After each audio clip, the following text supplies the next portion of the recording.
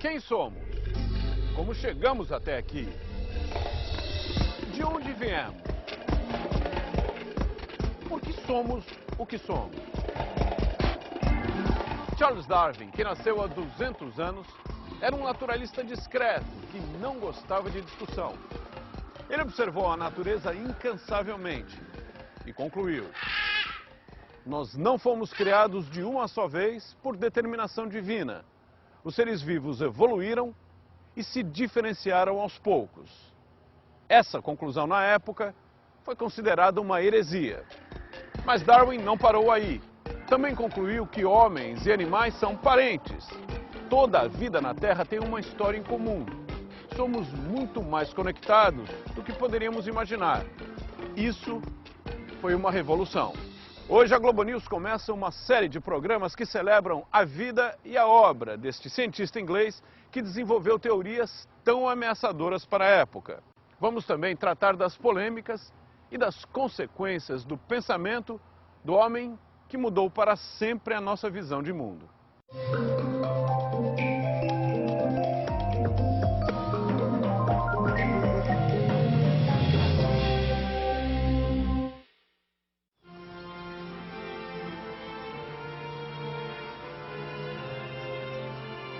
Esta casa é um antro de subversão. Ou foi 200 anos atrás, quando aqui viveu, pensou, trabalhou e teorizou um cientista britânico chamado Charles Darwin. A casa, na região de Kent, leste de Londres, entrou para o patrimônio histórico inglês. Subversão, sem dúvida, porque foi nesta casa que Darwin organizou suas ideias. Ele subverteu a noção predominante na época, e promovida sobretudo pela Igreja, de que o mundo, a vida, tudo havia surgido de uma vez só. Os homens e os dinossauros, as minhocas e a jabuticaba, tudo tinha surgido de uma só vez, por criação divina. Segundo Darwin, não foi bem assim. As espécies, animais e vegetais, se desenvolveram ou evoluíram a partir das células mais simples. E nos últimos 4 bilhões de anos foram se adaptando às condições em volta. Algumas espécies não aguentaram o tranco e desapareceram. A maioria, na verdade, sumiu. Outras se ajustaram ao clima, ao ambiente e estão se reproduzindo até hoje. Da mais recente orquídea ao antigo tubarão. O ser humano é apenas uma entre as várias espécies neste processo de evolução. Não descende do macaco, como muitos até hoje dizem, quando tentam ridicularizar as ideias de Darwin. O que ele disse foi que homem e macaco têm ascendentes comuns na evolução.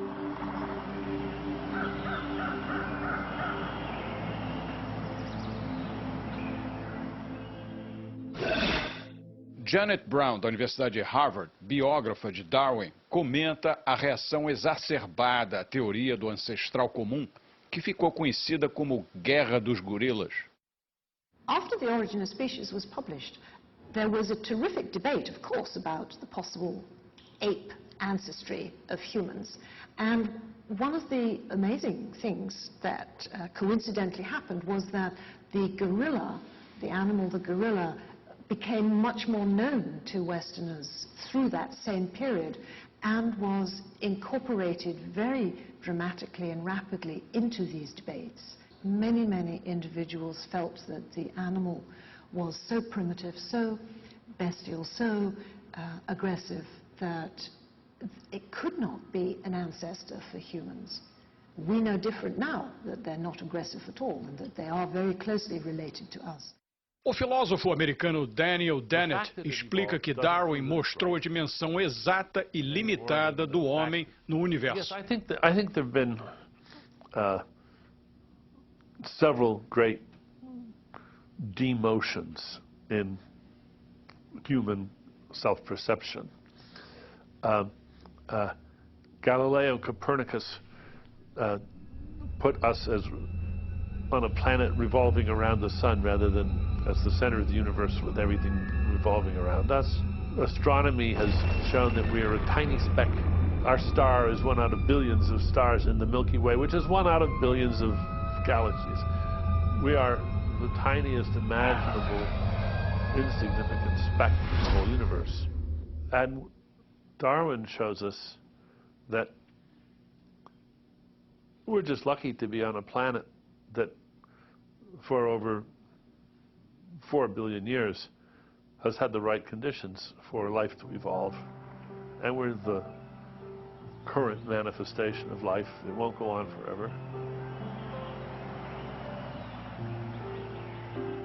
A obra maior de Darwin foi esta, Sobre a Origem das Espécies.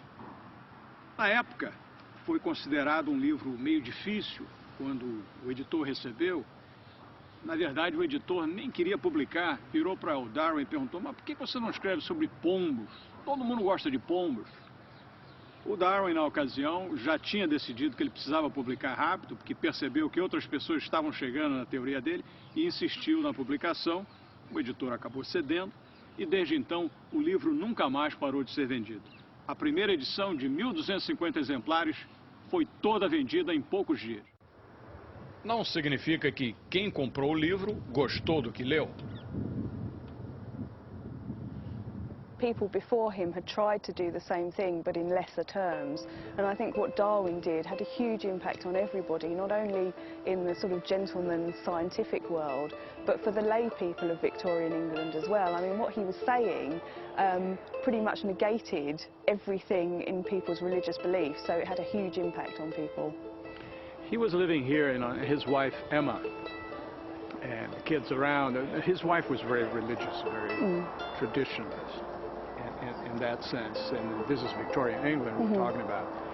To what extent do you think the delay that he imposed on himself to review his theories was based on the fact that his wife would probably be shocked by it, as she was? I don't know whether it was Emma's influence and presence that had a direct influence on the delay of him publishing his theory, but I think certainly it was a source of tension between them, not overt tension as we would have today, but certainly before they got married there was an exchange of letters between them, and Emma was very concerned about his thoughts and theories, even at that point in the 1830s. So I think although Emma's presence and her being Darwin's wife didn't delay it exactly, I'm sure that Emma's religious beliefs did have an effect on how Darwin went about pursuing his theories.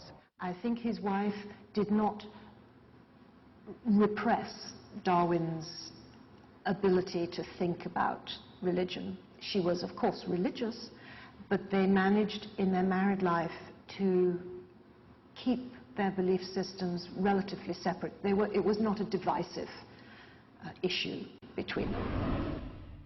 Ex-estudante de teologia na Universidade de Cambridge, quase seguidor de uma carreira na igreja, Darwin esbarrou em fatos e descobertas científicas que abalaram sua crença religiosa. A morte de sua filha Anna aos 10 anos contribuiu para a sua perda de fé. It was not so much that the child died, it was the suffering beforehand, that this was a terrible way to die. And it's absolutely clear that Darwin was devastated and never really recovered from this. Now, the relationship of that event to his declining religious belief is a little bit difficult to find out, because he said that he was still in some way a believer when he wrote The Origin of Species. So that's 5 or 6 years after the child died. But I think it's absolutely clear that he broke all formal connection with the church on the death of this child. Quando conheceram as ideias de Darwin sobre a evolução, que dispensava a intervenção divina, muitos de seus amigos religiosos as rejeitaram. There were some religious figures, some of whom were very dear friends of his, who simply couldn't accept it. They just stood back and recoiled and said, this is atheism, this is terrible. And to a large degree, Darwin had expected some of that response. He was hurt, he was distressed, but he had expected to be criticized. More interesting for Darwin were those theologians who were able to go halfway, who were able to say to him, if you allowed a God to set the evolutionary process into action, then I could easily espouse this view. Seu próprio mentor em Cambridge, John Henslow, professor de botânica que lhe ensinou tanto sobre a natureza, era um homem muito religioso. Cientistas que examinaram com detalhes as pesquisas de Darwin destacam a importância do trabalho minucioso dele durante muitos anos na coleta de dados sobre plantas e animais para poder fazer comparações. This is a tree collected in Bahia in 1832. He was under orders to collect everything, right? So he collected massive quantities of rocks, of animal skins, you know, bird skins, for example, plants, sent them all back to Cambridge in 4 large trunks. And to Henslow. So everything came to Henslow. Henslow then kept the plants for himself, and you can see these are actually, it means Museum of Henslow. This is a single genus called Scalesia, and this one, for example, was named Scalesia after him, after Darwin. So that's Scalesia darwinii. Yeah. And these are first collected by Darwin. And what Darwin did when he went to the Galapagos, because he knew that Henslow was interested in the plants that were unique to oceanic islands, like the Canaries is one area, Cape Verde Islands was another, he collected everything in flower on the Galapagos. So he made a special study of the Galapagos. And it was seeing this range of material, which is all one genus, and you can see how different it is. And they come from different islands too, you see. James Island. Unfortunately, we, in our arrogance, renamed all the islands of the Galapagos. British names. This is Santa, yeah. And they're all named for admirals in the British Navy. Galapagos was an eureka moment for him. No, I don't think he had a eureka moment. Darwin wasn't that kind of person. Darwin was a meticulous collector of everything. And what he was thinking about when he saw this was the patterns of variation he was seeing. What Darwin gradually realized was, well, maybe these things are not varieties, maybe they are incipient species, new species emerging. The Darwinian view of the world is to look at it this way, in which it's branching up into the classic tree way, in which, you know, from the ground as a single thing growing and the branch is growing upward. Este material daria sustentação sólida às suas conclusões de que a natureza é uma guerra entre espécies, vegetais ou animais, e que as mais fortes e mais adaptáveis são as que sobrevivem. Quando as espécies se reproduzem, fazem cópias de si próprias, nem sempre idênticas, pois ocorrem mutações ou desvios que criam variedade. Darwin chamou isso de seleção natural. Chegar às conclusões de Darwin em meados do século XIX, com conhecimento limitado sobre o assunto na época, foi nada menos do que revolucionário. Darwin só decidiu publicar sua teoria depois de receber uma carta enviada da Ásia por um naturalista compatriota. Alfred Russel Wallace colheu 100.000 variedades de animais e plantas em viagem por várias partes do mundo, inclusive a Amazônia brasileira, e extraiu de seus estudos uma teoria que se identificava com o que Darwin havia concluído. E as ideias de Wallace? Darwin teria plagiado? He didn't take anything from Wallace. Nothing at all. Wallace did nothing except arrive at the same conclusion. Darwin had already written it all down. Then, by the time he came to publish The Origin, it was based on 17 years of accumulated wisdom. O próprio Wallace jamais questionou a primazia de Darwin. Darwin era um dos 6 filhos de um médico rico. O pai se convenceu de que a medicina não estava no futuro de Darwin e o encaminhou para Cambridge a fim de estudar teologia. Darwin acabou trocando a igreja pela natureza. O futuro do naturalista começou a ser traçado quando Darwin recebeu uma carta de seu professor Charles Hansland, comunicando que tinha indicado seu nome como acompanhante em uma viagem para muito além das praias inglesas. Um capitão britânico de nome Robert Fitzroy tinha uma viagem planejada pelo mundo, saindo daqui do sul da Inglaterra.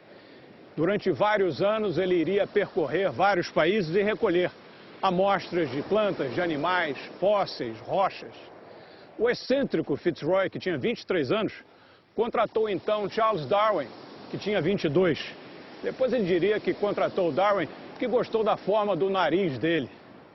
De qualquer maneira, os dois que estavam a serviço da grande potência científica da época, a Inglaterra ou o Reino Unido, partiram em viagem a 27 de dezembro de 1831, a bordo do navio que iria se tornar famoso, o Beagle.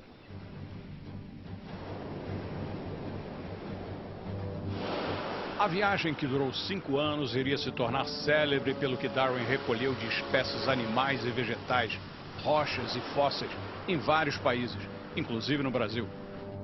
Não foi fácil a convivência de Darwin com Fitzroy. O capitão era o que hoje chamaríamos de ciclotímico, bipolar, tinha altos e baixos no comportamento. Precisava de alguém junto para não cair em tentação suicida. Curiosamente, muitos anos depois da viagem, ele de fato se suicidou. Depois de passar 20 dias no arquipélago de Cabo Verde, o Beagle finalmente chegou ao Brasil. Antes de atracar aqui no Rio de Janeiro, ele passou por Fernando de Noronha e pela Bahia. E na Bahia, Darwin teve contato pela primeira vez com a floresta tropical. Ele entrou na floresta e depois escreveria em seu diário: "A floresta, nem sei para onde olhar."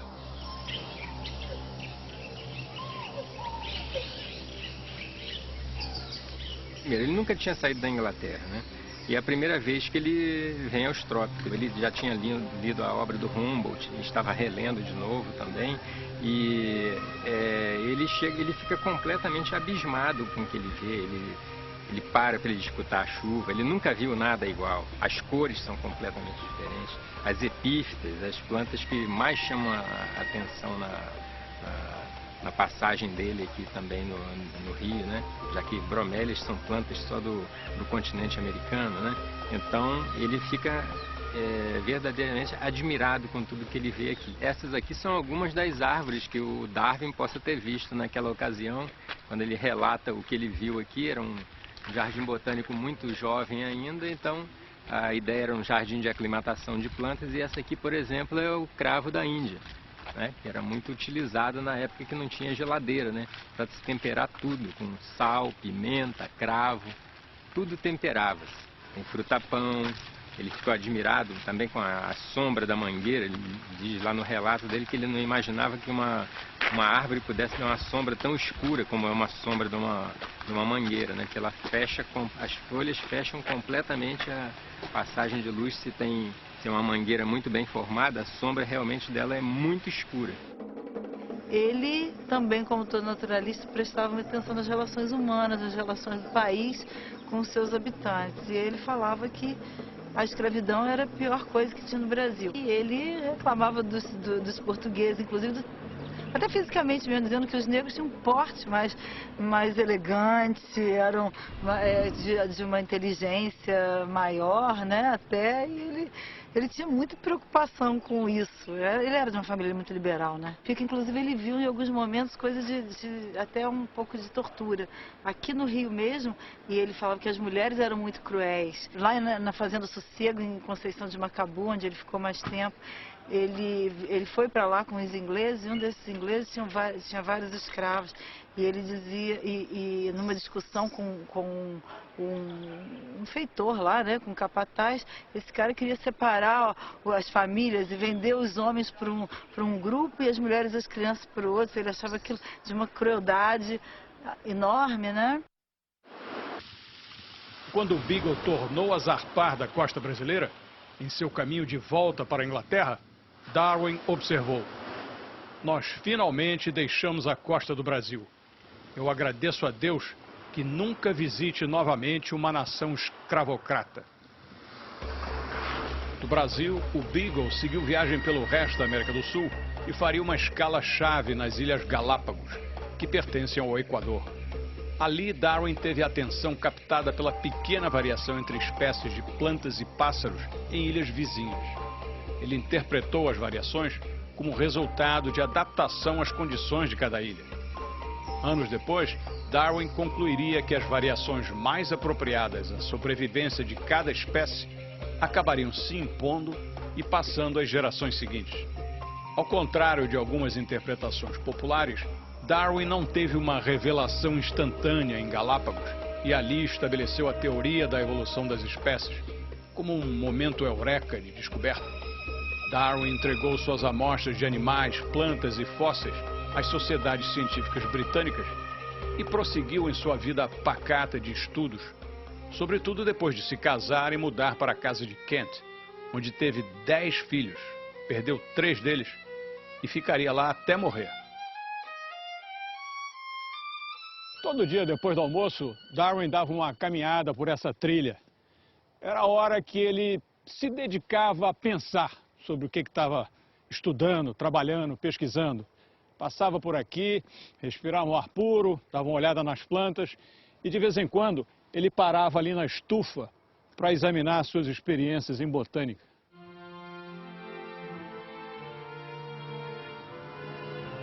Em Kent, Darwin percorria o jardim, onde gostava de lidar com plantas e minhocas. Sim, adorava minhocas. Tocava até piano para elas e escreveu um livro sobre minhocas. Darwin ficava muito em casa, até porque vivia doente. Alguns especialistas hoje acham que ele poderia ter adquirido doença de Chagas na América do Sul. Ele foi juntando anotações em casa como conta-gotas, até publicar suas controvertidas conclusões 150 anos atrás. Morto em 1882, Darwin recebeu finalmente a homenagem de seu país com um privilégio concedido a poucos: um túmulo na abadia de Westminster, em Londres, ao lado de Isaac Newton e de outros heróis britânicos. Um debate sobre Darwin entrou para a história. Ocorreu durante um debate da Associação Britânica para o Progresso da Ciência, um ano depois da publicação do famoso livro de Darwin. De um lado, o amigo dele, Thomas Huxley. Do outro, o bispo de Oxford. O bispo começou o debate dizendo: gostaria de saber se o Sr. Huxley se considera descendente dos macacos por parte de mãe ou por parte de pai. Huxley rebateu: prefiro ser parente de macaco do que entrar num debate desses com ideias tão tolas. Estava clara a revolução que as ideias de Darwin iriam desencadear.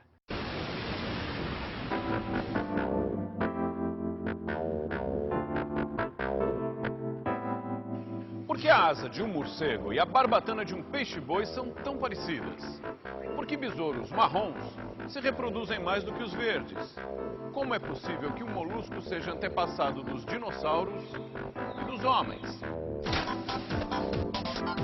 É o que você vai ver aqui na Globo News em mais este programa sobre Charles Darwin, o naturalista inglês que desvendou os segredos da natureza, da origem de todas as espécies e fez a igreja tremer quando afirmou que o homem é apenas mais um dos animais que povoam a Terra.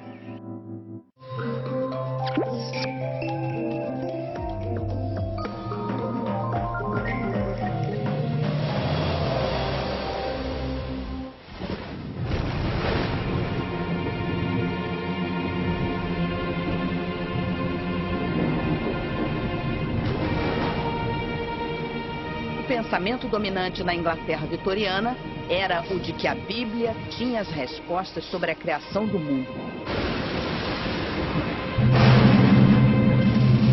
Tudo já estava pronto e nessa ordem imutável das coisas, as pessoas não eram consideradas parte do mundo natural, estavam fora e acima dele.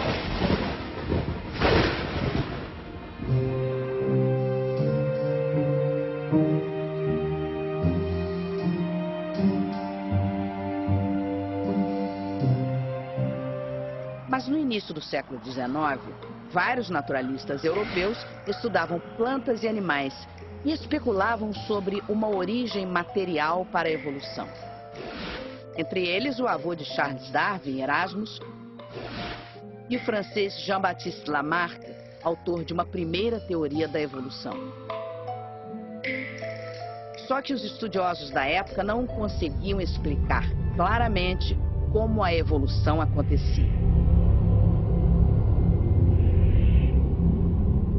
A grande ousadia de Darwin foi enxergar a natureza como senhora da vida e destronar o ser humano do papel central que ele ocupava. Afinal, os ancestrais da humanidade nada mais eram do que moluscos acéfalos que evoluíram pelo mecanismo da seleção natural e também sob a pressão constante da luta pela sobrevivência às adversidades do meio ambiente. Ao estudar os fósseis, Darwin constatou que as espécies que habitavam a Terra num dado momento não eram as mesmas que existiram no passado, embora fossem semelhantes. A seleção natural é a base da teoria da evolução de Charles Darwin e explica como estruturas simples evoluíram por milhões de anos até se tornarem seres complexos como os dinossauros. O conceito de seleção natural, ele explica a origem das espécies, como é o famoso título do livro do Darwin de 1859, sem nenhuma referência a alguma entidade sobrenatural. Ele explica mecanicamente como uma espécie pode se transformar em outra, como populações de seres vivos, de espécies biológicas, com o passar do tempo, com as mudanças de condições ecológicas e ambientais, pode se transformar em outras espécies. Mas por detrás da seleção natural existe o conceito adaptação evolutiva. O que seria isso? As espécies, numa determinada população de um determinado animal ou de uma determinada planta, existe uma variedade de algumas espécies que têm características diferentes e que, sob diferentes pressões, essas características podem ser vantajosas para que as espécies sobrevivam em caso de ocorrer, por exemplo, uma falta de água, uma mudança do clima. Então, a seleção natural é aquela que seleciona esses indivíduos mais adaptados às diferentes condições do ambiente. Para que a seleção natural aconteça, são necessárias 3 condições, segundo Darwin. Há uma luta pela sobrevivência entre os indivíduos, porque a quantidade de recursos disponíveis pode ser menor que a requerida para que todos os indivíduos possam se manter e se reproduzir. Existem variações dentro de uma mesma espécie e não há 2 indivíduos exatamente iguais. Frente a uma mudança ambiental, certas características de uma dada população podem favorecer mais a capacidade de reprodução e, portanto, de sobrevivência desse grupo. Dentro do princípio da hereditariedade, indivíduos produzem descendentes que tendem a se parecer com seus pais. Assim, indivíduos que nascem com uma característica que facilite a adaptação a um novo ambiente tenderão a transmiti-la para as novas gerações da espécie.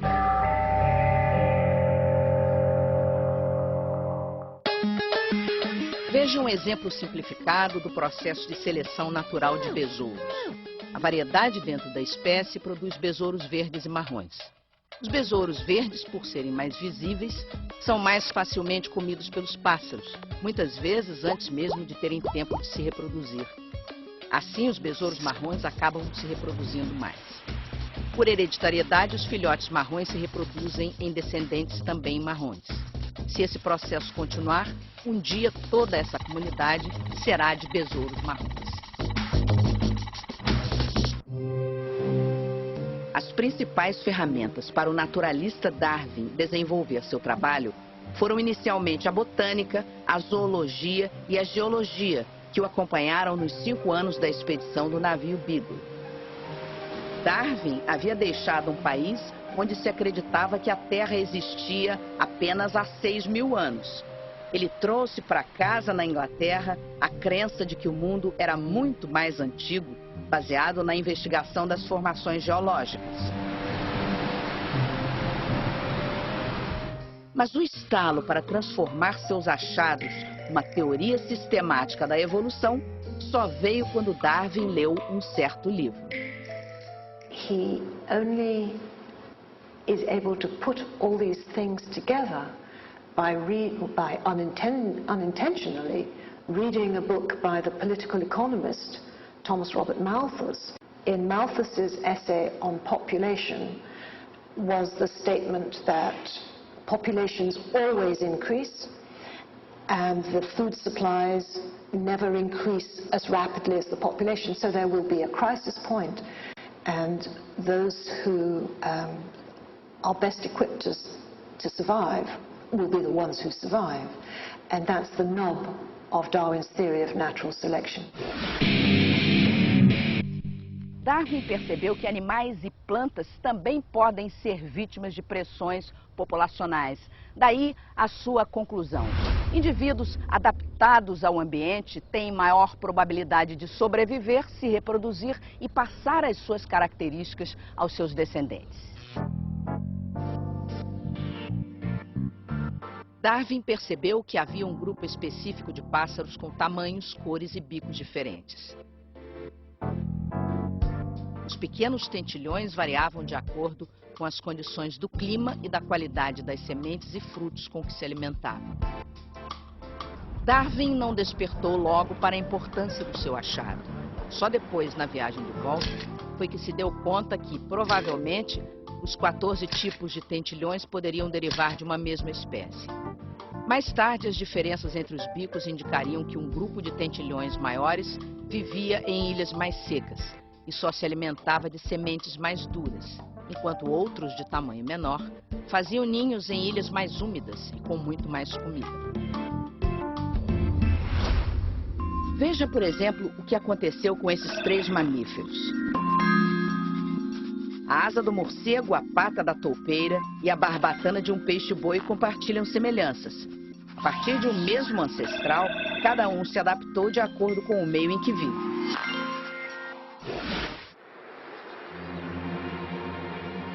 Darwin acreditava que a seleção natural recompensa os indivíduos vencedores na luta pela sobrevivência. Um conceito que dá margem a interpretações discutíveis.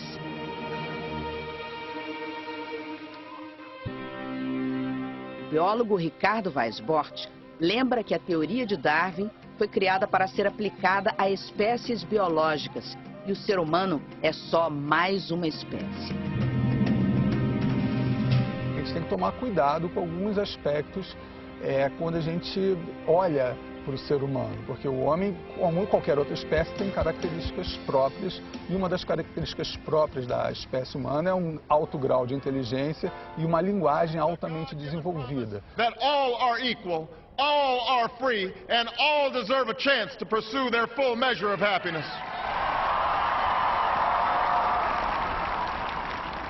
De uma certa forma, o darwinismo foi sim apropriado por algumas tendências filosóficas e políticas no sentido de mostrar que o homem branco, europeu, era superior em relação ao negro, ao não europeu de uma maneira geral, outras raças de uma maneira geral. Isso, do ponto de vista político, social, é muito perigoso e levou a verdadeiras atrocidades, como a gente está meio cansado já de saber.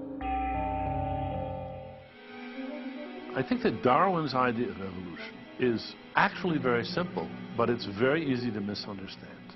He sets it out very clearly at the end of chapter 4 in The Origin of Species. He says, if there's any difference at all between the individual members of a species at a time, then some of them will be more favored than others. They will be healthier, stronger, better equipped to have offspring than others, and so they will.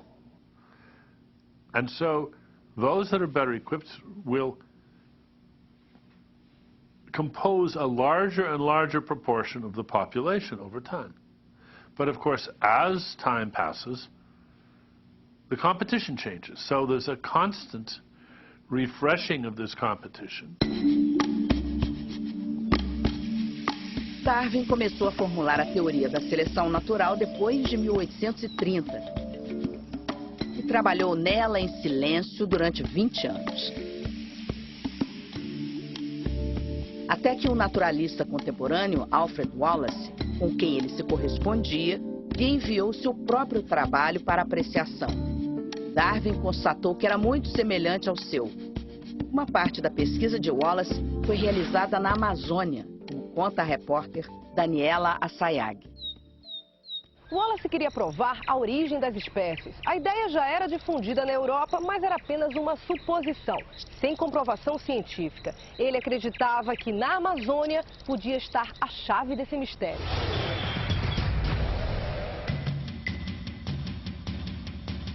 Em 1848, Belém do Pará. O experiente Henry Bates, estudioso de insetos, havia sido convencido pelo jovem Alfred Russel Wallace que aquela expedição poderia revolucionar os trabalhos científicos da época. Na Amazônia, Bates e Wallace ficaram 4 anos, os 2 primeiros no rio Amazonas, entre Belém e Manaus. Em 1850 se separaram. Bates seguiu pelo rio Solimões e Wallace pelo Rio Negro. A percepção apurada e o talento para o desenho ajudaram na elaboração deste mapa, o primeiro da região, rico em detalhes. Wallace subiu e desceu o Rio Negro 4 vezes, coletando insetos, peixes e plantas. Ele percebeu que quando grupos da mesma espécie se afastam, eles começam a apresentar características diferentes. Isso aqui na Amazônia? Na Amazônia, ele observou isso principalmente com macacos ao longo do rio. Ele viu que quando a margem era mais afastada, populações de macacos de uma margem eram diferentes da população da mesma espécie de macacos da outra margem. Mas ele não tinha mais material para provar isso, porque todo o material que ele coletou aqui pegou fogo no meio do mar e afundou. Perdeu tudo. Só não perdeu, a única coisa que ele não perdeu foram as anotações que ele tinha no livretinho e alguns desenhos que estavam na cabine dele quando o navio pegou fogo. O próprio Darwin respeitava o Wallace como pesquisador. Eles se correspondiam e trocavam ideias. Somente hoje, mais de um século depois, Wallace está tendo reconhecido o seu valor histórico e científico. Quem veio primeiro, Alfred Wallace ou Charles Darwin? Cronologicamente, o Darwin, né? O Wallace nasce 14 anos depois do Darwin.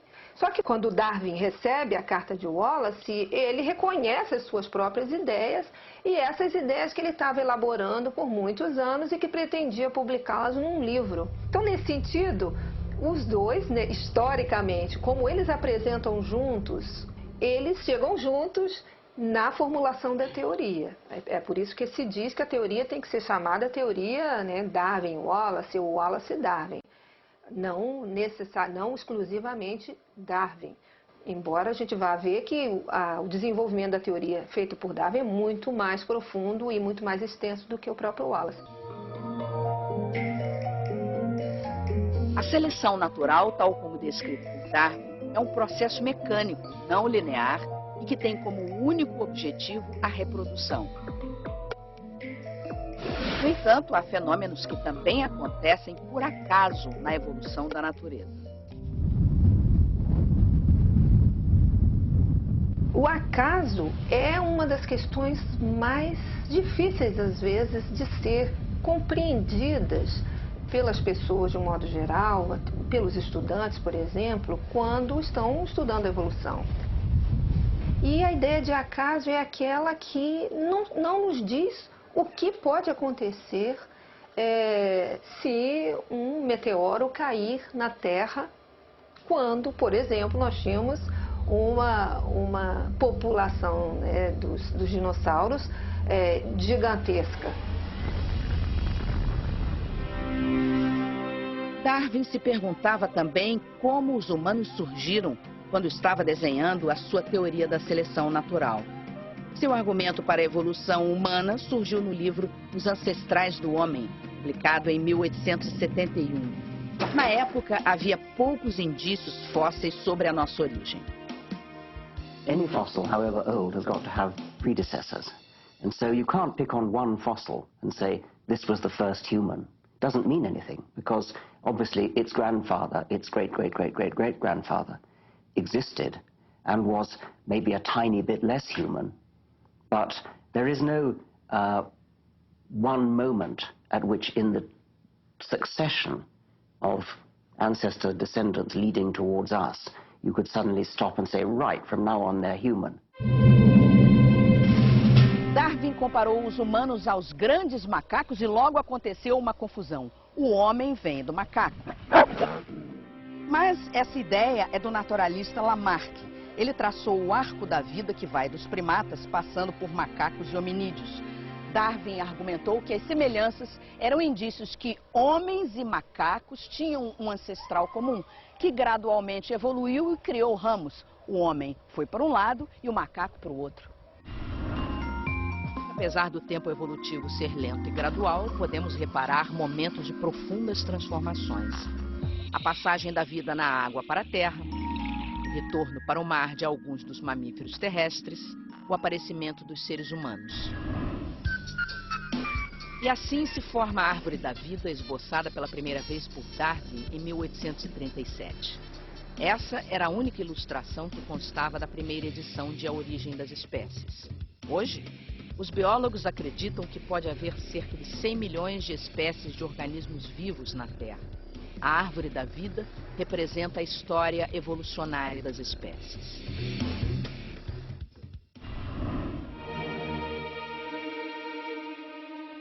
Já no fim da vida de Darwin, a teoria dele começou a perder força, porque ele não conseguiu provar como é que funcionava o mecanismo da hereditariedade. There were aspects that he got wrong, and genetics you pinned down the one major thing he did get wrong, that he accepted the genetics of his day, which was a kind of blending substances model. You had a certain amount of genetic substance from your father and a certain amount of genetic substance from your mother, and they were kind of poured together into you, and so you ended up in some unexplained way intermediate. And it was already clear in Darwin's own lifetime that that actually couldn't be right, because if it was, each generation would be more uniform than the previous generation. You'd get a loss of variation, and after a few generations we'd all look exactly the same. We'd all be a sort of medium appearance. So something like Mendelian genetics almost had to be true, and that was discovered in Darwin's lifetime, as you know, but he didn't know about it. Suas ideias foram então consideradas como ideias especulativas, como uma teoria, mas não uma teoria que estivesse empiricamente sustentada, que tivesse fatos que pudessem comprová-las, mas mais do que isso, que tivesse um arcabouço teórico-metodológico para dar sustento a ela. E isso realmente ocorre, né, no final do século XIX, a genética é criada, é fundada a genética, e essa redescoberta de estudos feitos por um abade, né, o Gregor Mendel, vai trazer um novo direcionamento à teoria evolutiva. Darwin era contemporâneo de Mendel, que lhe enviou várias cartas nunca respondidas. O abade descobriu leis fundamentais da genética em seu próprio jardim. Ao fazer o cruzamento de variedades de ervilhas, Mendel percebeu que elas carregavam um fator que transmitia as informações hereditárias, como num código. Trata-se da molécula de DNA, presente em todos os organismos conhecidos. A evolução por seleção natural é um fato bem estabelecido. E a prova final veio com os estudos do genoma, né, humano e do genoma dos outros animais, que mostram como que os genomas são parecidos. Então mostra essa unidade da vida, um único ser vivo há 3 bilhões de anos, evoluindo e gerando todas as formas de vida que estão no planeta hoje. Podemos agradecer à seleção natural por sermos descendentes dessa criatura de 5 centímetros que viveu há 530 milhões de anos. O Picaia gracilens é considerado o mais antigo ancestral de todos os vertebrados e nessa categoria estamos você e eu. A inovação dele foi um cordão nervoso que corria ao longo do corpo, paralelo ao tubo digestivo. E por isso, ao que tudo indica, ao longo de milhares de gerações, a boca ganhou uma nova função. E isso explica por que beijar é tão bom.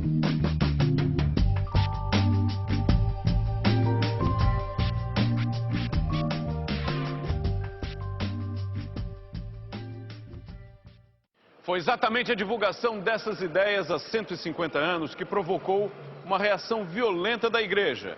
Ainda hoje, a questão entre ciência e religião não está resolvida. O pensamento de Darwin continua sendo visto como uma ameaça por grupos religiosos que lutam até na justiça para impedir o ensino do evolucionismo.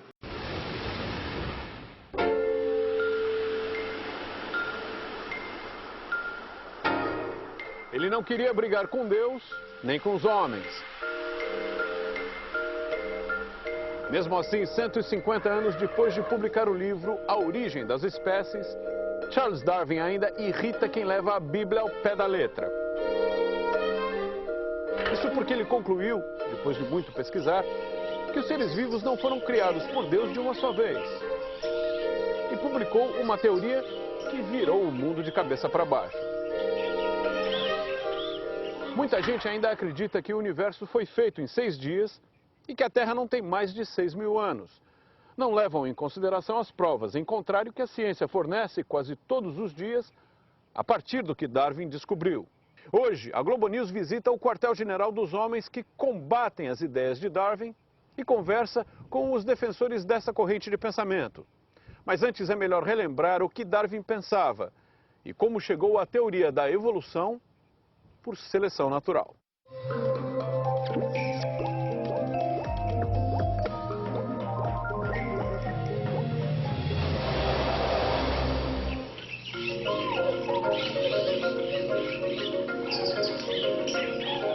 Charles Darwin observou sistematicamente plantas, insetos, animais vertebrados e fósseis, até chegar à conclusão de que as espécies não surgiram prontas e todas de uma vez, mas se diversificaram e evoluíram através de milhões de anos.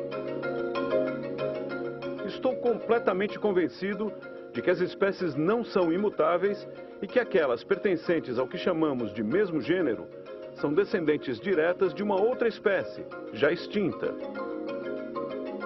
Foi isso o que Charles Darwin escreveu na introdução da sua obra mestra. Ele concluiu que as espécies, todas, descendem de uns poucos ancestrais. E mais, humanos e macacos têm um ancestral comum. Mas ao contrário do que muitos dizem, Darwin nunca afirmou que o homem descende do macaco. Back in the line, there was a common ancestor. But to say that our characteristics are a descendants from apes is not correct. Well, we have unique human characteristics, absolutely, but we share characteristics with apes, and that's evidence of that common descent.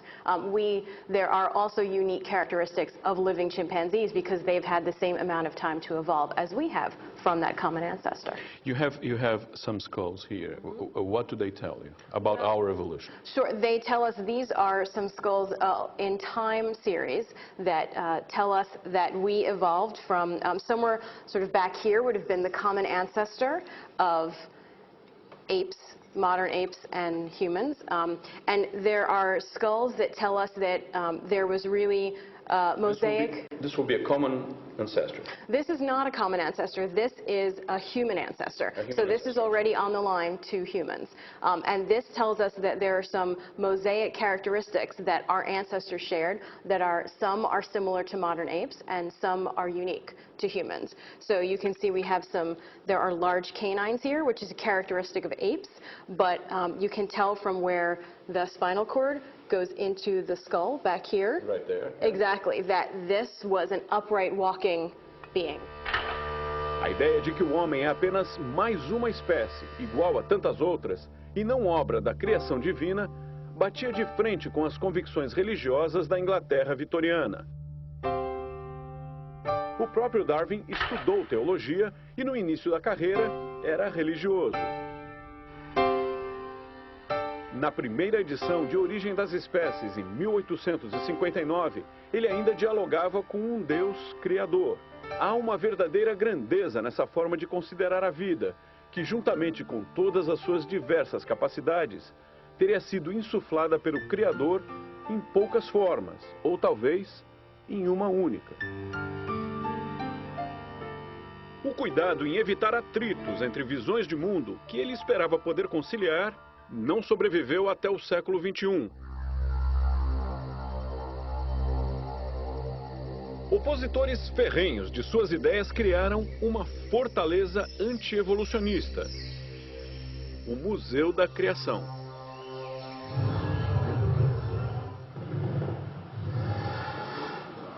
Vovozinha, para que esses dentes tão grandes? A pergunta seria cabível para esse precursor do lobo mau. O Tiranossauro Rex era a fera mais sanguinária e violenta da época dos dinossauros. Mas no princípio ele era bonzinho. Pelo menos essa é a opinião do cientista desse museu. Segundo ele, no começo dos tempos, todos os animais eram vegetarianos. Essa afiada dentadura era para poder comer frutos com casca dura. O Museu da Criação quer que a Bíblia seja lida não como metáforas de ensinamentos éticos. Para eles, a Bíblia é a verdade literal. Assim, Deus criou tudo em 6 dias há apenas 6.000 anos. Essa seria a idade da Terra. And God said, "Let the earth bring forth a living creature after its kind." And it was so. O museu cita o Gênesis do Velho Testamento. Para eles, Adão teria sido o primeiro ser humano, criado ao mesmo tempo que os dinossauros. Let us make man in our image. O museu mostra que a convivência entre dinossauros e as pessoas existiu, tudo na santa paz, apesar dos dentes. Mas o pecado original de Adão e Eva é que teria mudado tudo. Mortes, doenças, tragédias, sofrimento teriam surgido do fruto proibido, da desobediência, do sexo. I believe with the fall into sin, that original beautiful creation was severely damaged, and that's why we live a shorter period of time. I have survived 969 years, but my time is nearly over. Matusalém teria morrido com 969 anos. Adão com 930. A Arca de Noé também é mostrada tintim por tintim.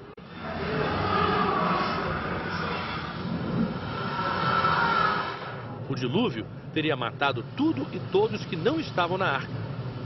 Não é explicado por que tantos animais sobreviveram e os dinossauros, tão grandes e poderosos, desapareceram. Nesse museu é assim. Fatos que não são considerados adequados são descartados de acordo com a conveniência dessa crença. Um museu desse convence alguém? I think the majority of people that come through here are Christians and they want affirmation for their faith. They want to see that the evidence lines up with that, and we're here for them as well. Darwin, é claro, ao explicar o mundo em termos naturais, torna menos necessárias explicações sobrenaturais. E passa a ser um inimigo cujo pensamento precisa ser rejeitado por essa corrente religiosa. Corrente que entre os americanos é muito influente.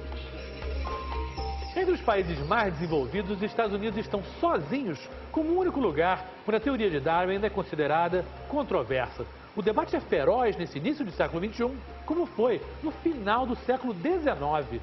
Muita gente achava que o fundamentalismo religioso iria diminuir ou até mesmo desaparecer com as descobertas da ciência. Mas isso foi um erro. Pode-se mesmo dizer que foi um erro de proporções bíblicas. O Museu da Criação abriu no Kentucky em 2007 e custou 27 milhões de dólares. Tem a aparência de um museu de ciência de verdade. Pode-se mesmo brincar de entrevistar um tiranossauro. 5 outros estados americanos estão construindo versões do mesmo. O efeito geral impressiona e atende a cerca de 1/3 da população americana que crê nessa Bíblia literal. Num país onde mais de metade das pessoas acreditam em fantasmas, não causa espanto que o criacionismo tenha recebido tanta atenção. A grande maioria dessas pessoas é cristã protestante. A Igreja Católica convive muito mais confortavelmente com a ciência e com a teoria de Darwin. O campo de batalha dessa guerra ideológica para uns, teológica para outros, acaba sendo as salas de aula. Por 3 vezes, Darwin e a teoria da evolução se viram envolvidos em julgamentos.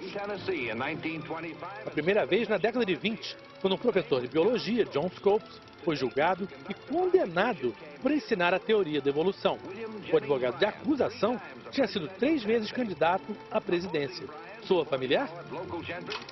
O último julgamento foi em 2005, mas dessa vez o juiz considerou ilegal o ensino do criacionismo em escolas públicas, por não ter nenhuma base científica. Mas escolas protestantes como essa, que são particulares, praticam um tipo de ensino da Bíblia que não permite dúvidas, questionamentos, a própria essência do que é ciência. Nesta aula, Darwin é descrito como um cientista que se equivocou, que brigou com Deus por razões particulares. What key event led to Darwin turning his back on God? What was a key event that we believe? Kara, can you tell us? When his daughter died. Yeah, tragic death of his daughter at 10 years old. And what was the thing, Susan, that he really wrestled with, Darwin? Hating God. Yeah, but why did he hate God? What was his reason for turning his back on God? Because he felt that he shouldn't take away a child. It has a few points, but it is not adequate for explaining how life began and how we have humanity as it is. But do you think the Bible provides all these answers? Yes. As crianças são apresentadas a uma visão de um mundo apocalíptico, onde tudo é ruim e só existe uma salvação. There's a sinful nature of man. All right? A sinful nature of man. I did not have to teach my 2 children that they're sinners. I did not have to teach them to look at Daddy and say, no. That came pretty natural on their own. All right? Because there is an innate sinful nature that the book of Romans talks about that every mankind is born with. And we inherited that from Adam. And because of that sin nature, because my heart, all right, is evil, all right, when I really get down to the root of it, it's evil, this world is going to be corrupted. All right, and so there will be these debates ongoing because they are arguments against the things of a holy God. It seems to me that he is being used in the modern period as an icon of anti-religious thought, whereas Darwin, as we've already discussed, was not anti-religious. All Darwin was saying was that the natural world needs to be explained by natural processes. I myself can see these movements panning out across the globe, and I can stand back and I observe them and find them interesting and stimulating.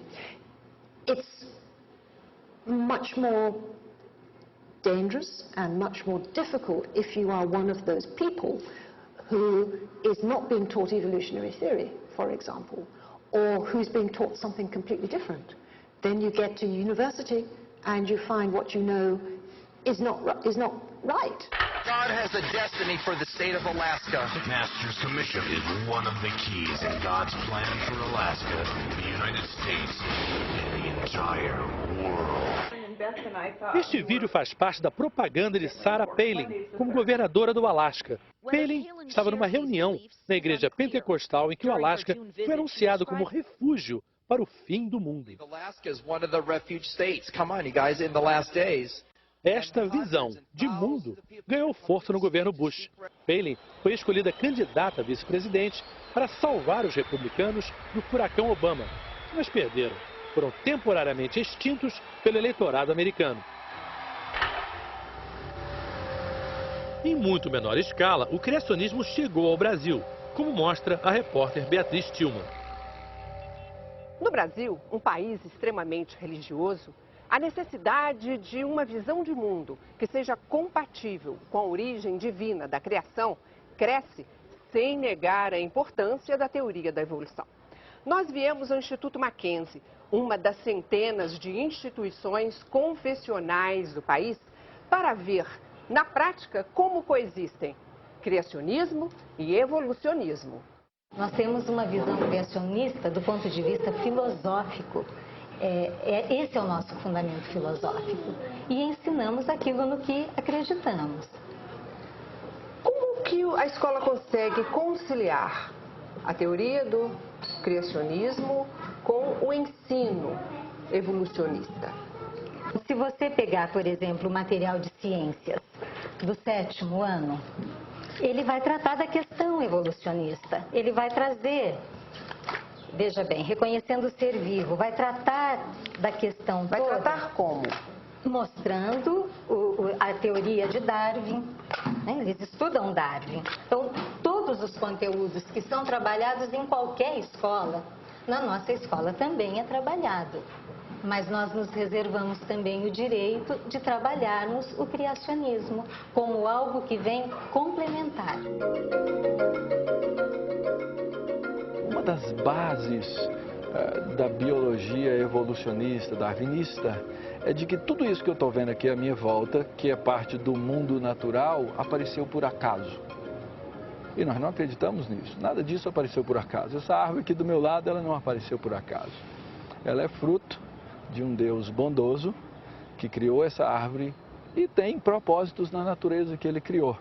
Mas agora, não significa todo um movimento molecular que foi provado por ele, na teoria. Porque na teoria, não, o que foi comprovado teoricamente dentro do modelo científico, eu não vou brigar com isso, não é?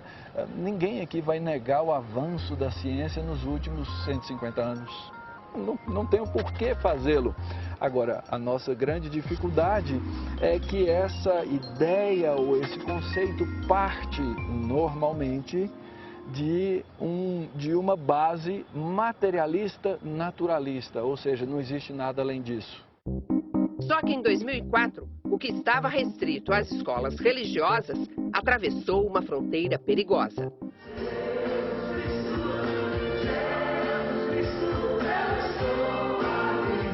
A então governadora do Rio, Rosinha Matheus, evangélica, conseguiu por lei que o ensino religioso fosse obrigatório nas escolas estaduais. Foram muitas as reações contrárias, mas até hoje a lei existe, embora não seja aplicada por toda parte. Em vários outros estados do Brasil aconteceu a mesma coisa, com a diferença que nas aulas de religião não se tentava impor uma visão criacionista. Precisamos renovar todos os dias a nossa fé. Os cientistas ficaram assustados, sobretudo quando a governadora declarou que acreditava que todos os seres vivos foram criados por Deus e rejeitou o evolucionismo. A preocupação era que a porta de entrada para o movimento criacionista, de caráter político, estivesse aberta, como aconteceu nos Estados Unidos. As instituições particulares, como o Instituto Mackenzie, organizam encontros internacionais de criacionistas. O nosso silêncio, o meu silêncio, tem permitido o uso da ciência na catequese materialista das nossas últimas gerações. O darwinismo, ele enquanto se preocupa com a questão da microevolução, ou seja, que os seres vivos passam por um processo de adaptação no meio ambiente, é totalmente comprovado. Nós não temos absolutamente nenhuma dificuldade com isso.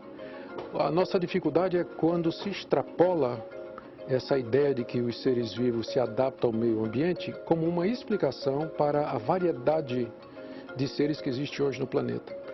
Aí nós entendemos que ainda estão por vir as provas, ainda está por vir a argumentação.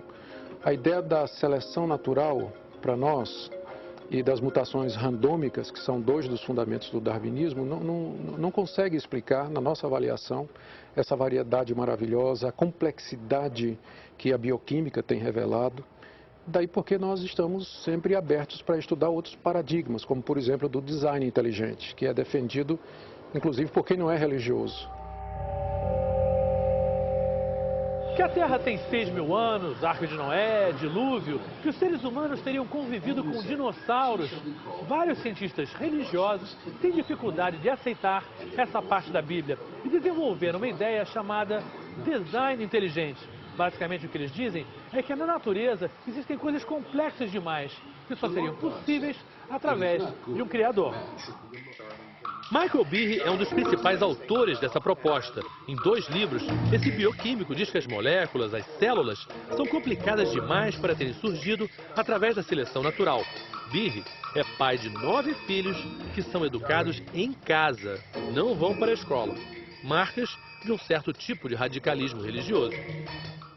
A lot of people, of course, think that God exists, and so they think that there is another way for life to have gotten here. And when they weigh the arguments for one and the arguments for the other, they find Darwinism rather unpersuasive. Now, once you decide Darwinism is unpersuasive, there's, again, a range of thought. You can take the Bible literally, as a lot of people do. I don't. I'm a scientist, a biochemist, and I'm trying to confine myself to what I think I can say based simply on the biochemical evidence. And in my point of view, if you just look at the cell, the molecular machinery of the cell, you can tell that it's designed because you have integrated parts which are performing functions just like machines in our everyday world. And if you saw a machine, like a car or a truck or something, you'd be able to tell it was designed, but you wouldn't be able right away to tell who designed it. There's really nothing to argue about because there is no science. You know, there are different brands of creationism, and they come to the table with different arguments. And so you've spoken with people already, one person in particular, about the intelligent design view, and that's a rather different viewpoint about the history of the Earth than what's called young Earth creationism, the notion that the Earth is only 6,000 years old. In both cases, in the case of the intelligent design view, it's sort of like there is no science. And one of the ironic things is that I think they recognize that some of the proponents, some of the major proponents of intelligent design at the moment know that they don't have something to test. That's a vestige of the pre-Darwinian way of thinking. I guess I feel that if somebody finds it comfortable, more comfortable, to say, oh yes, I accept the theory of natural selection. I accept that along with physics and mathematics and so forth. But I find it comfortable to believe that God somehow, and this is mysteriously, I can't understand this myself, is responsible for fixing the parameters of this universe so that this happens. I guess I view that as a relatively venial, not mortal sin. It's a gratuitous idea, and if they think about it carefully, they will realize that if that's what God does, then, and if that's all that God does, then God doesn't answer prayers, God doesn't intervene to make evolution happen, God is just the master of ceremonies. That's all. Para a ciência, Darwin, a evolução, é uma história de progresso. Sair de uma forma simples, primitiva, até se transformar num ser humano. Num país como os Estados Unidos, com o maior número de prêmios Nobel do mundo, as melhores universidades, que colocou o homem na Lua, que inventou a internet, é como se com o passar do tempo se pudesse mesmo se ver, se viver uma evolução. Os criacionistas dizem que sofrem uma nova inquisição. Se sentem perseguidos, sem direito a divulgar suas ideias. Os evolucionistas não querem conversa, se negam a debater com o que não consideram ciência. Com ou sem diálogo, a produção intelectual dos homens que colocam Darwin no banco dos réus cresce. Por ironia, é exatamente no campo das ideias, na mente, que de acordo com os neodarwinistas, se dá hoje a evolução humana. Evolução ou extinção? O que o futuro reserva para o ser humano? Somos parte de um processo que está em constante movimento, mas para onde ele nos leva? Neste último programa sobre o autor da origem das espécies, vamos tratar dos limites do homem hoje, 2 séculos depois do nascimento de Darwin. Algumas das fronteiras: engenharia genética, o superdesenvolvimento da comunicação e a nossa intervenção radical no meio ambiente. Vamos investigar como será o nosso futuro como espécie e as mudanças que estamos provocando no planeta que nos abriga. Até onde vai o nosso poder de alterar as leis da seleção natural.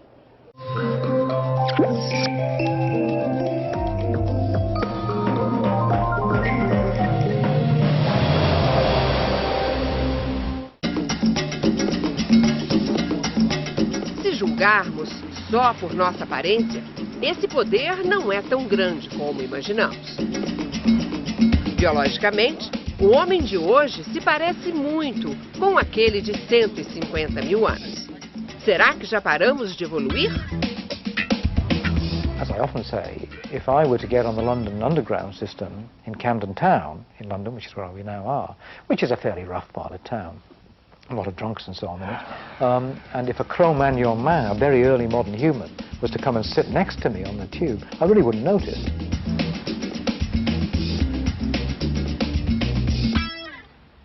O geneticista Steve Jones, autor de livros premiados como A Linguagem dos Genes, duvida da ideia linear de evolução, onde o amanhã sempre será melhor do que o ontem.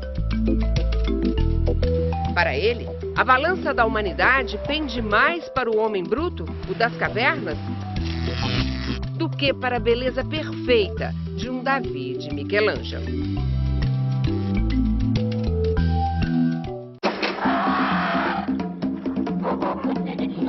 O homem das cavernas ainda nos rodeia.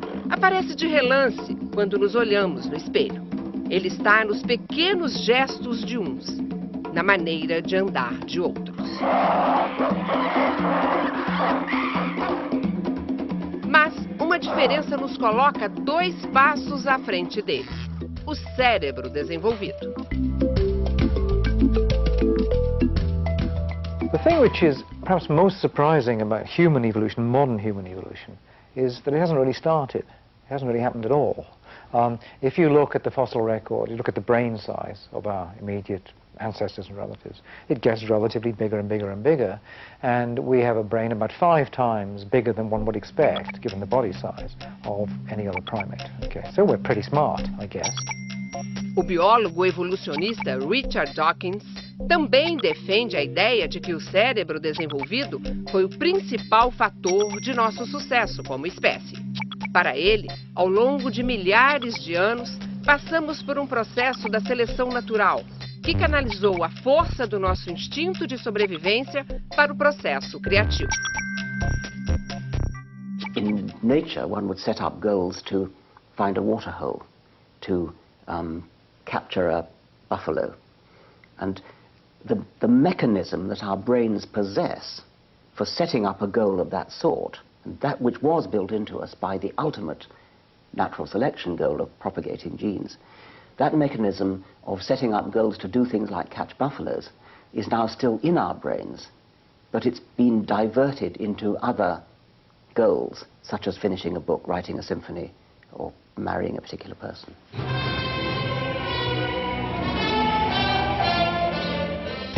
O neurocientista Richard Restak diz que hoje já é possível mapear a região que define por que somos o que somos.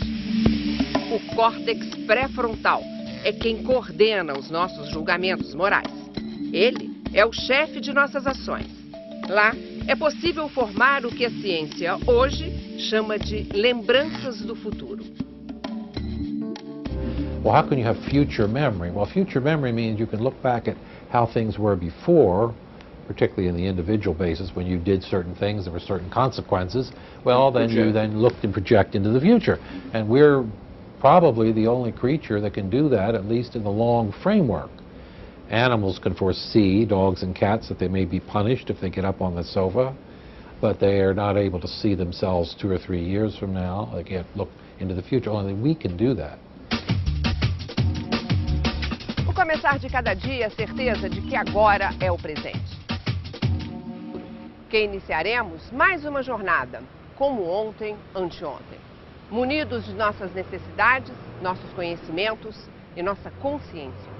Mas o cérebro nos permite mais, nos impulsiona, nos introduz na autoconsciência, nos coloca no lugar do outro, enxergando além do que vivemos agora. Podemos imaginar o amanhã e até nos transportar para a hora da nossa morte. No mundo pós-Darwin, a cultura adquiriu um caráter darwiniano. Age sobre a própria vida. O homem se tornou um fator de seleção de outras espécies. A cultura se incorporou ao ambiente e exerce pressões transformadoras. Vivemos em megacidades, criamos indústrias, mudamos rios de lugar. Há 40 anos, tivemos a ousadia de até pisar fora do planeta. It's one small step for man, one giant leap for mankind.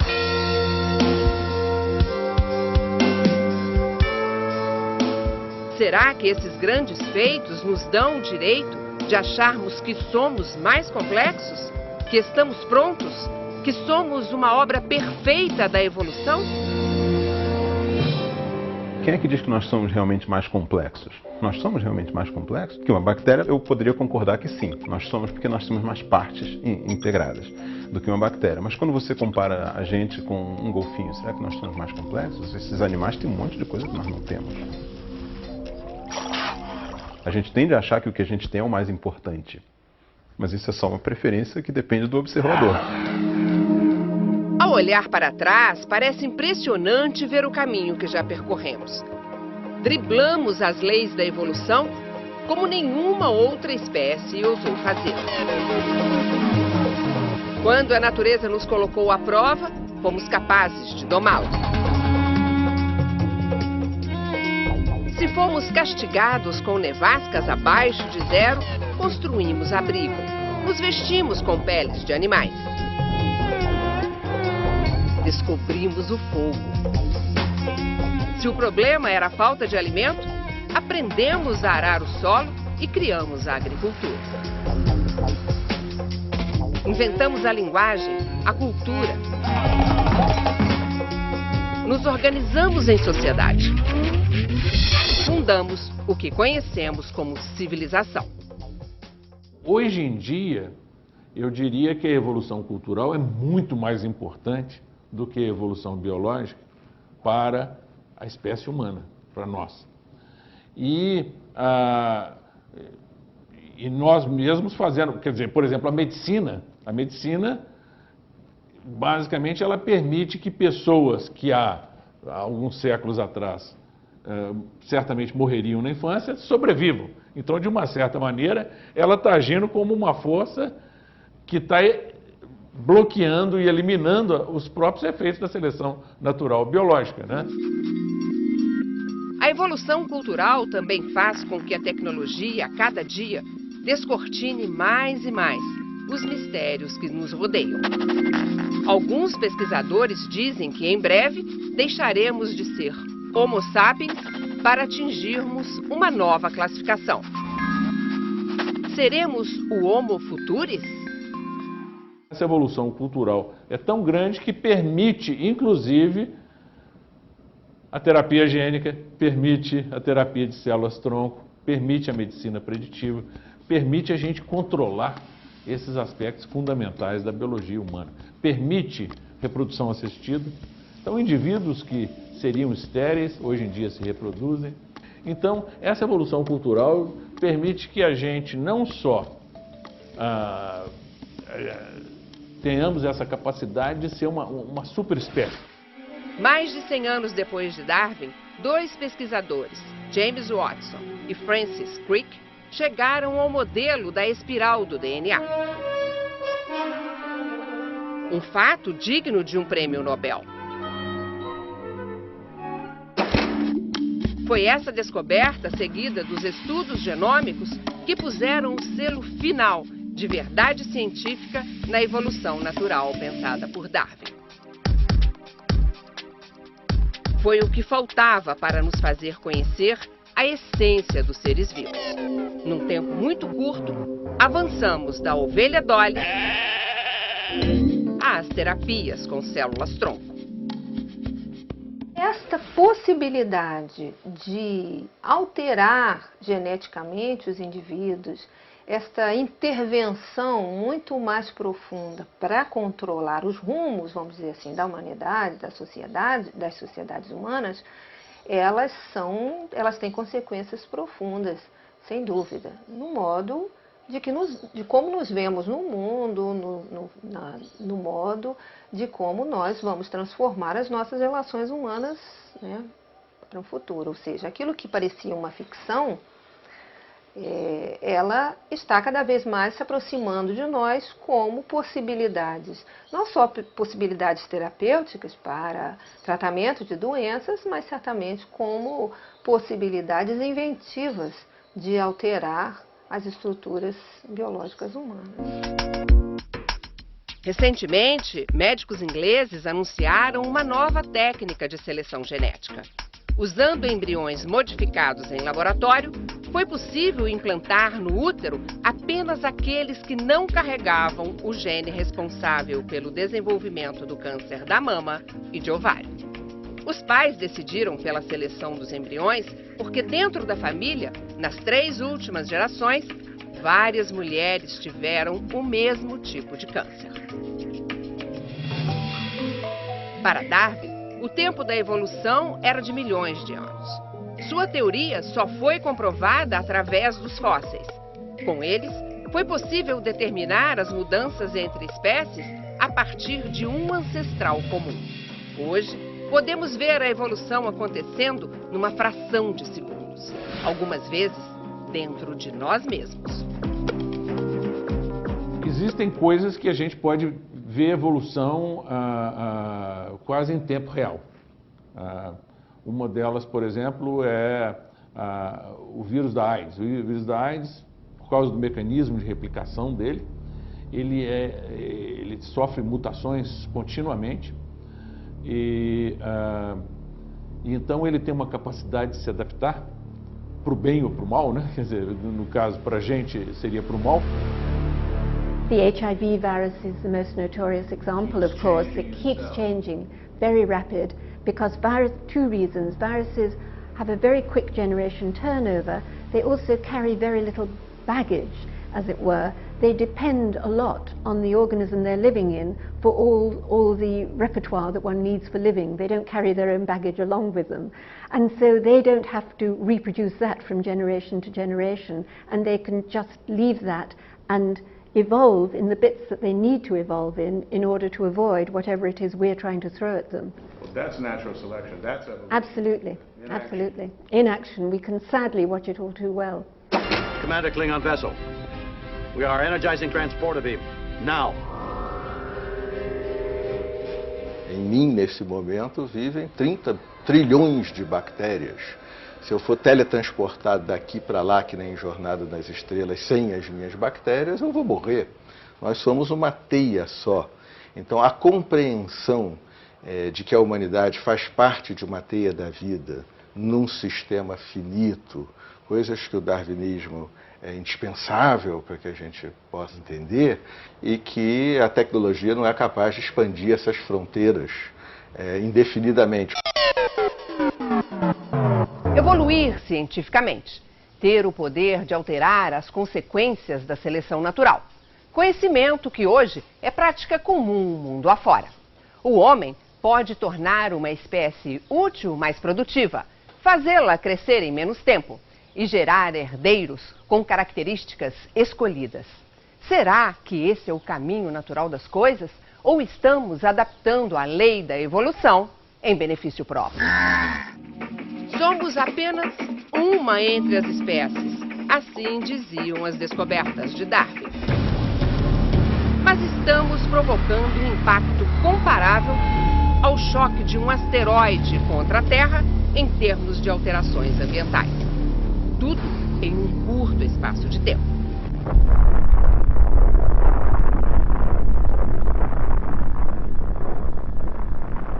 Diversas espécies estão sofrendo os efeitos do crescimento desenfreado da humanidade. Atingimos um impressionante número de 6 bilhões de pessoas. O aumento do consumo vem provocando danos imprevisíveis ao meio ambiente. Estudos indicam que estamos esgotando rapidamente os recursos naturais do planeta.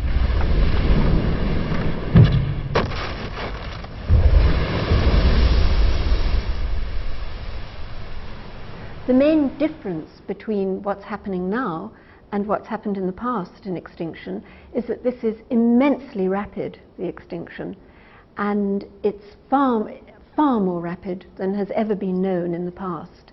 We're putting too much pressure on too many species, and the more you do that, the more you unravel the environment of other species because they're so interdependent. O problema do aquecimento global, da mudança climática global, assim como de outras agressões ao ecossistema do planeta, porque agora nós já temos agressões globais, a degradação dos oceanos, a crise de água doce, a desertificação, a crise de biodiversidade e outras, elas afetam essa natureza da qual nós fazemos parte, aceleram a extinção das espécies e degradam os serviços que a natureza presta à humanidade. Então, nós devemos nos preocupar com isso por conta da humanidade, e especialmente dos pobres, que são as populações mais vulneráveis. E também, talvez, por amor a essa natureza da qual fazemos parte. Não por preocupações éticas com a natureza não precisa disso. Se a gente estragar muito, ela se livra de nós e depois está tudo aí outra vez, sem nós. Passado, presente, futuro. Não importa a época. Darwin permanece como sinônimo de revolução. Foi sua pesquisa que rejuvenesceu a ciência, principalmente a ciência da vida. E abriu as portas para uma nova maneira de olhar a natureza, os animais, nós mesmos.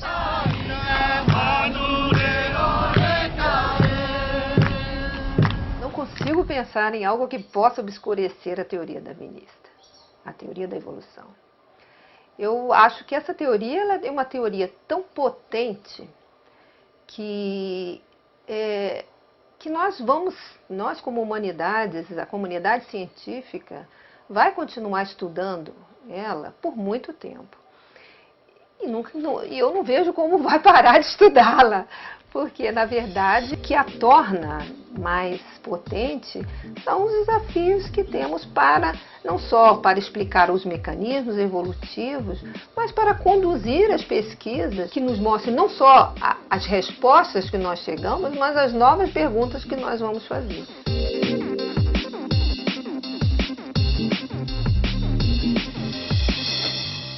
Yes, it's important to recognize that Darwin gets and deserves a great deal of credit as the man himself, as the biographical figure, and because it's his birthday, we're focusing on him. But it's the ideas, it's the theory that is really doing well. It's his brainchild that is really doing well, and of course it's evolved a lot since his day. Neo-Darwinism, neo-Darwinism is still very clearly one of his brainchildren, or one of his great-great-grandchildren. And it's doing very well indeed. Evolving. It's evolving, yes. É preciso completar a revolução darwiniana. Nós não caímos ainda inteiramente do pedestal. Isso é uma frase de Sigmund Freud, que o grande paleontólogo Stefan Jay Gould gostava de citar, que a humanidade cresce quando cai do pedestal. E que ela havia crescido com Galileu, quando descobriu que não estava no centro do universo, e crescido com Darwin, quando descobriu que era resultado da história da vida, e que teria crescido com ele, Freud, com a descoberta do inconsciente. Faltou um pouco de modéstia, digamos, mas enfim. Então a compreensão de nós mesmos, do que somos, do Homo sapiens, e portanto aquilo que queremos nos tornar com a nossa história, passa por terminar a Revolução Darwiniana e nos entendermos como parte de um todo e não algo sobre este todo.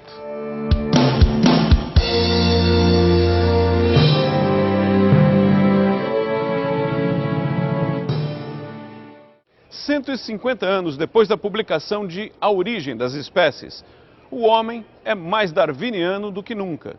Se quisermos nos adaptar às mudanças que nós mesmos causamos, precisamos compreender a perigosa ideia de Darwin, a evolução.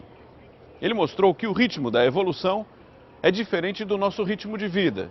E no final das contas, é a seleção natural quem decide quem deve seguir em frente ou não.